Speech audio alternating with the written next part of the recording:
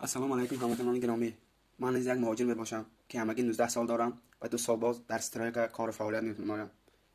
در این سن سال لازم اینجا استرایک کار کردن من نیست. باید من تحصیل نمایم، لیکن از سبب نداشتن بودجه و پدرم بیمار بودن من نیز مثل دیگر مهاجران مجبور روی آوردم به مهاجرت مهنتی و امروز من نیز میخوام که از برادر پیر محمدزاده پشتیبانی کنم، چون برای کمبغلا این گونه قانون ها و این گونه چیزها محض برای ما کمبغلان است. ما بسیار نوارها را در سامانه های اینستاگرام میبینیم که چگونه مخصوصا در شبکه پاریس تیوی نفران والا مقام که آنها گویا ماشین های بلند صفت دارند، رنجر روور و دیگر چیزها با قانون شکنی ها راه داده با سرعت بلند در گرد و گوشه شهر سیر و گشت میکنند. برای آنها قانون نیست مگر که امروز برای نفران عادی که زندگیشان را چگونه پیش برند خود حیرانند. این چگونه کشور است که نمیتواند حداقل شهروندان خود را خورانده پوشانده یا اینکه با جای کار تامین نماید. راستی من کسی را پس زدنی نیستم. من میخوام که عدالت برقرار شود.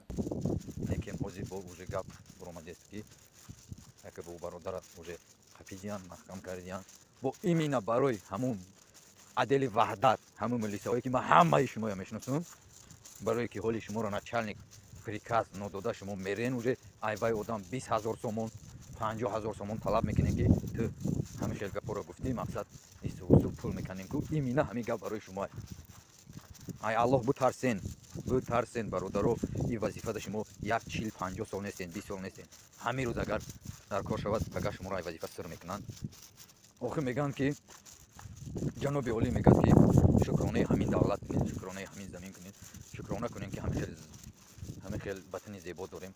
ما شکرانه همو وطن میکنیم همه وقت نیکیم آخه شکرانه پرزیدنت ما نمیکنیم. پرزیدنت برای ما چیکار کرده؟ ما من خودم شخصا 12 سال میشد من در مهاجرت بود قرار دارم.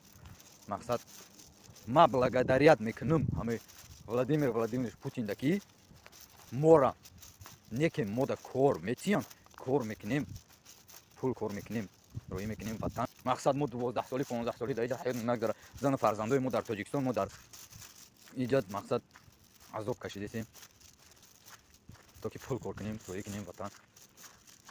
نیکیم برادر عبدالستار چیزی گفتگی و گفت حقش گفتگی. سلام علیکم برادران.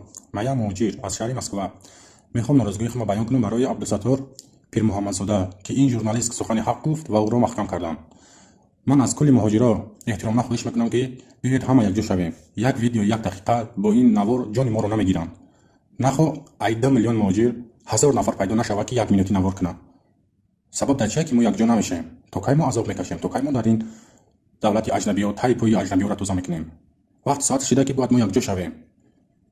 فکر کنین در جای ما ژورنالیست برادر شما باشه برن به هیچ محکمش کنن خودتون چه خیلیس میکنین؟ هر کسی را که محکم میکنن وای برادر ما های هر یک زن موجود برای ما مادر.